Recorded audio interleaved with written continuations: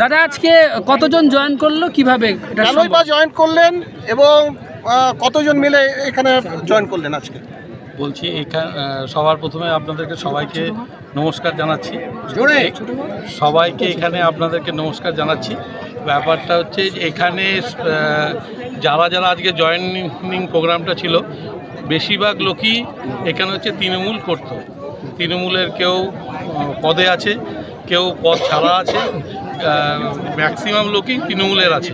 এরা নানাভাবে এখন যে হচ্ছে যারা চালাচ্ছে তারা হচ্ছে এদেরকে সবসময় রিপ্রাইট করেছে। এই কারণে এখানে হচ্ছে এরা বিশেষ করে এদের সঙ্গে কোনো রকম এরা সম্মানটুকু সম্মানটুকু পায়নি। এই জন্য একটা পরিবার তৈরি হয়ে আমাদের উদ্দেশ্যে এরা জয়েনিং হয়েছে। আপনাকে জয়েনিংয়ের মুহূর্তে বলতে শুনলাম যে মন্ত্রীকে হারাতেই লাগবে, মানে একদম স্পেসিফিক্যালি ওনার বিরুদ্ধে এত ক্ষোভ কেন? এখানকার মন্ত্রী এই এলাকাটাকেই সবার কাছে যে কোনো একটা বাচ্চাকে শুনবেন এলাকাটাকে নষ্ট করে রেখে দিয়েছে। এখানে একটা ব্লক হওয়ার কথা ছিল, এখানে হচ্ছে হাসপাতাল হওয়ার কথা ছিল, ওই পুলিশ কলেজ মানে আপনার হচ্ছে থানা মহারাজা থানা বলে জায়গাটাও চিহ্নিত ছিল। এখানে কোনো রকম উন্নতমূলক কাজ কিচ্ছু হয়নি। এখানে লোকরা শিক্ষাক্ষেত্রেও যদি থেকে আরম্ভ করে, উনি তো শিক্ষামন্ত্রী, একটা বলতে পারবে না যে কোনো স্কুল থেকে আরম্ভ করে কোনো রকম উপকারজনক কোনো কাজ হয়েছে।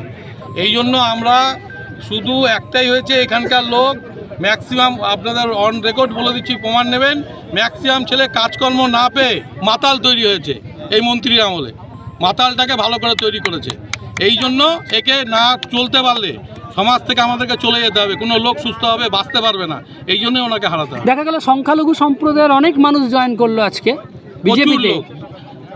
বলছি এটা একটা বড় আমাদের পরিবার, এই পরিবারের সব লোক একসঙ্গে জয়েন করেছে। আমার নিজস্ব এখানে কিছু নেই, এখানে সব লোক, এখানে নাম বলা সবার সম্ভব না, কিন্তু সব লোক। আর সবচেয়ে বড় ইচ্ছাকৃতভাবে এই মহামানবদেরকে কেউ জোর করে আনিনি, ইচ্ছাকৃতভাবে এরা উৎসাহের সঙ্গে এসেছে। বিরোধীদের বক্তব্য যে আপনার সঙ্গে সত্যজিৎ বর্মনের একটা টাসেল চলছে দীর্ঘদিন থেকে, তার ফলস্বরূপ আজকে আপনি এই জয়েনিং করালেন।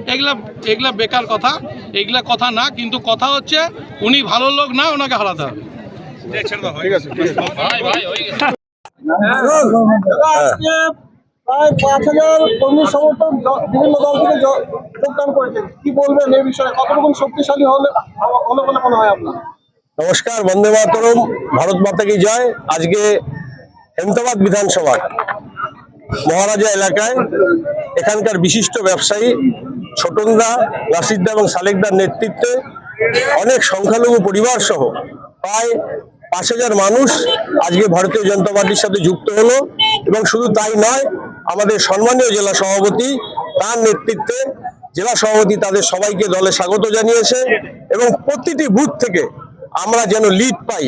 এবং হেমতাবাদ বিধানসভায় গত লোকসভা নির্বাচনে প্রায় আমাকে 8,000 ভোটে লিড দিয়েছিল।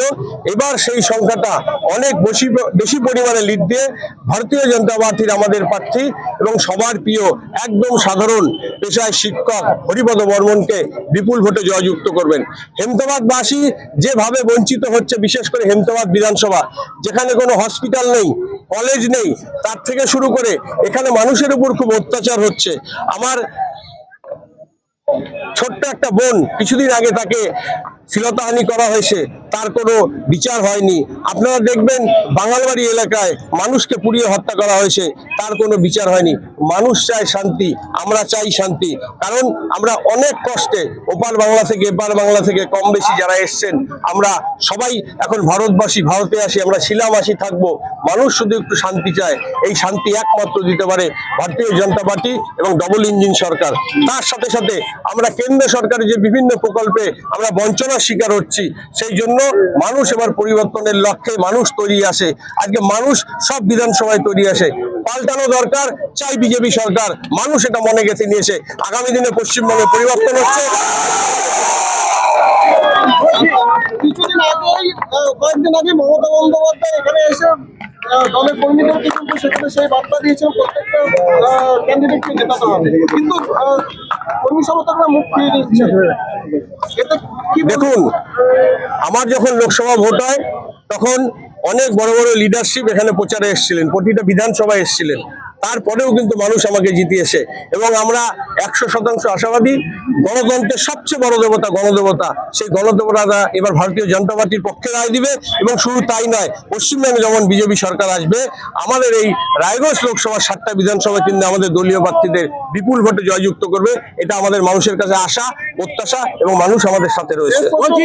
শেষ প্রশ্ন দেবো যে এই প্রচারে, বিজেপির প্রচারে কি হ্যাপি হয়ে কেউ আসছেন আমাদের এই উত্তর দিনাজপুর জেলাতে? দেখুন, অবশ্যই আসবেন। আমাদের বিভিন্ন জায়গায়, যেরকম আমাদের কুসুমন্ডিতে সম্মানীয় প্রধানমন্ত্রী আসছেন এবং তার সাথে সাথে আমাদের জেলাও অনেকে আসবেন। আগামী দিনে আমাদের জেলা সভাপতি তিনি ডিমান্ড দিয়েছেন বিভিন্ন লিডারশিপের আসবেন এবং আমরা কোথাও রোড শো, কোথাও সভা এইভাবেই করব। এবং তার সাথে সাথে আমাদের প্রধানমন্ত্রী যে বার্তা দেবেন আমাদের 11 তারিখে, সেটা আমাদের প্রতিটা মানুষের বাড়ি বাড়িতে পৌঁছে যাবে এবং মানুষ তৈরি আসে। মানুষ চায় এবার পশ্চিমবঙ্গে ডবল ইঞ্জিন সরকার, মোদী সরকার। সব ঠিক আছে, বলছি হেমতাবাদবাসীর দীর্ঘদিনের দাবি একটা আলাদা ব্লক তৈরি করা, এবং সবচেয়ে বড় কথা এখানে মহারাজা অঞ্চলে কোনো পুলিশ ফাঁড়ি নেই, সেই জায়গায় কি তারা পাবে না? তারা এইবারও আবার সন্ত্রাস হবে। দেখুন, ভোট মানুষ দিতে পারবে কারণ মানুষ তৈরি আসে, এবং জনগণ যখন রাস্তায় নামে তখন কিন্তু কোনো গুন্ডা, দাদা, মস্তান কেউ ময়দানে থাকতে পারে না বা তারা পাত্তা পায় না। জনরোষ যখন তৈরি হয় তখন কিন্তু মানুষ ঠিকঠাক তার যোগ্য জবাব যেমন দিবে, ঠিক সেই জনরোষের আড়াল থেকে যারা এই খুচকা মস্তান রয়েছে তারাও নিজস্ব সেফ সাইডের জন্য কোনো গর্তে ঢুকে যাবে এবং তাই হবে। তার সাথে ইসিআই যেভাবে বলেছে যে আগামী দিন একদম নিশ্চিত 100% নিশ্চিতভাবে মানুষ ভোট দিতে পারবে। গত লোকসভা নির্বাচনে যেভাবে দিয়েছিল, এবারও বিধানসভা নির্বাচনে মানুষ ঠিকঠাক করে ভোট দিবে, কারণ ইসিআই সব রকম পলিসি নিচ্ছে মানুষ যাতে সুষ্ঠুভাবে ভোট দেয়। আজকে ভারতীয় জনতা পার্টির হেমতাবাদ বিধানসভায় আমাদের রায়গঞ্জের সকলের প্রিয় সাংসদ কার্তিক চন্দ্র পাল মহাশয়ের উপস্থিতিতে ছোটন চ্যাটার্জি, বিশিষ্ট সমাজসেবী এবং ব্যবসায়ী, তার সঙ্গে আমার নাসির ভাই রয়েছেন এবং তৎসহ উপস্থিত আছেন ভারতীয় জনতা পার্টির প্রার্থী হরিপদ বর্মন মহাশয়, উপস্থিত আছেন মণ্ডল সভাপতি মনোজ সিং মহাশয়, উপস্থিত আছেন পঞ্চায়েতের বিরোধী দলনেতা মলয় সরকার মহাশয়। সকলের উপস্থিতিতে এই হেমতাবাদে ভারতীয় জনতা পার্টির প্রার্থীর সমর্থনে 5,000 মানুষ ছোটনদার নেতৃত্বে, নাসির ভাইয়ের নেতৃত্বে, কার্তিক চন্দ্র পাল মহাশয়ের উপস্থিতিতে ভারতীয় জনতা পার্টিতে যোগদান করেছেন। কারণ নরেন্দ্র মোদীর যে উন্নয়ন, সেই উন্নয়নকে সামনে রেখে এবং তৃণমূল সরকারের যে অপশাসন, তৃণমূলের দুর্নীতি, তৃণমূলের বিসর্জনের স্বার্থে এই হাজার হাজার মানুষ আজ ভারতীয় জনতা পার্টিতে যোগদান করেছেন। আমরা ভারতীয় জনতা পার্টির সমস্ত মানুষকে আমরা সাদরে গ্রহণ করে নিলাম।